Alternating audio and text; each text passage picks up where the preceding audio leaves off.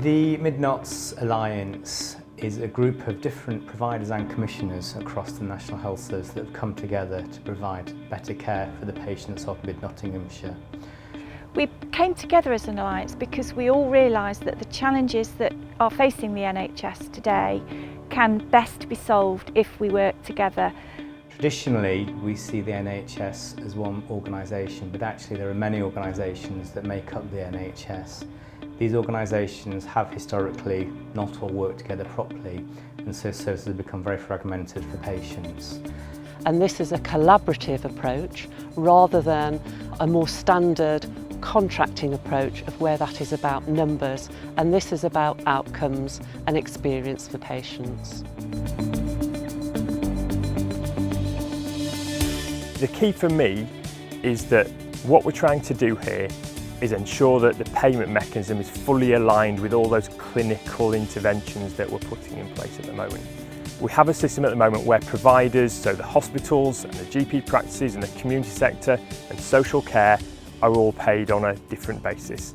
So we have block contracts in some elements and activity-based interventions for example, hip replacements are paid every time a hip replacement is done. That doesn't necessarily mean that the system is aligned in terms of what it's trying to do. What we are trying to do, or what we are putting in place, is a system where the alliance is paid an overall budget, and then the alliance as a whole can then decide how do we use those funds in the best effect for the people of Mid-Nottinghamshire. I'm the finance lead for the Mid-Nottinghamshire Alliance. We're also the national lead vanguard across the NHS. So my role in particular is both driving forward a new payment mechanism across our alliance, but also to work with NHS England and NHS Improvement nationally to help develop a new payment mechanism for the entire NHS. So far, the collaboration between the alliance partners has helped to deliver some new services and some new ways of working for our patients. So examples include the single front door at the hospital, where people with both emergency and primary care problems are streamed between the two organisations to make sure they're seen by the appropriate person. We've also seen the Call for Care service set up, which is a one-number access for healthcare professionals to be able to get care for patients, a rapid assessment, and aiming to mean that their needs are met prior to actually having to go into hospital and actually preventing them from going to hospital in the first place. Another system is our integrated care teams, which work with GPs. We do a multidisciplinary assessment of our most vulnerable patients and try and put the things in place that are going to support them at home and again prevent hospital admissions. There is also the Emergency Care Practitioner Scheme, where we work collaboratively with the East Midlands Ambulance Service, and trained emergency care practitioners will be able to go out to do quicker visits on our patients to try and avoid hospital admissions, or indeed if they do need admissions for assessment, they can be done much earlier in the day to prevent later evening bottlenecks in emergency departments and potential stays overnight or discharges overnight. We're also very proud of the coming together of services within the MIU department at Newark Hospital.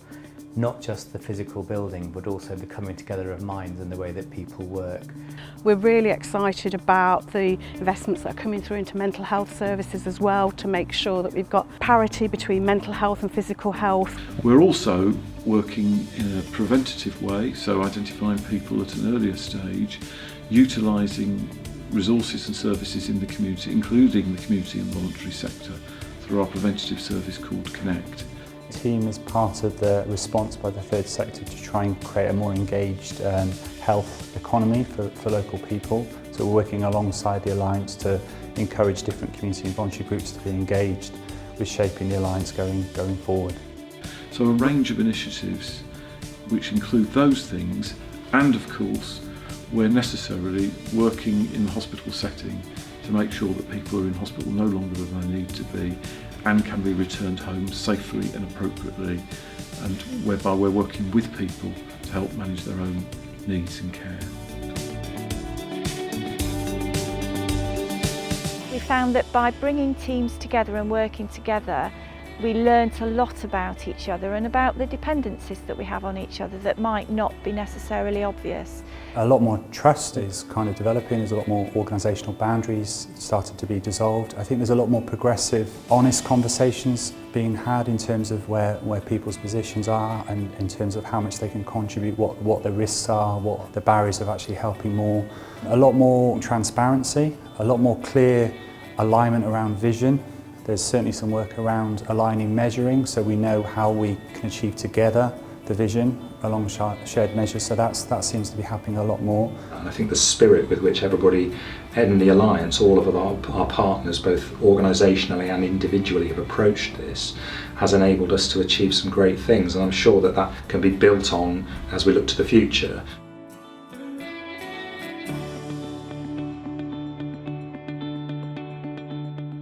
We understand that the NHS can often be a very confusing organisation with lots of different fragmented pieces in it, and we understand that it can often be very difficult to navigate around for the NHS.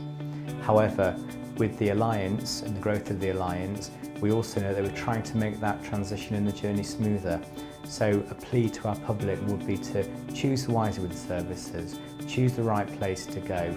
But at the same time, we as providers and commissioners need to make sure that those routes and pathways are really clear to the patients and the public as well. So getting the right care at the right place at the right time involves us all working together to make sure that we align and understand each other's services so that we can make best use of working together.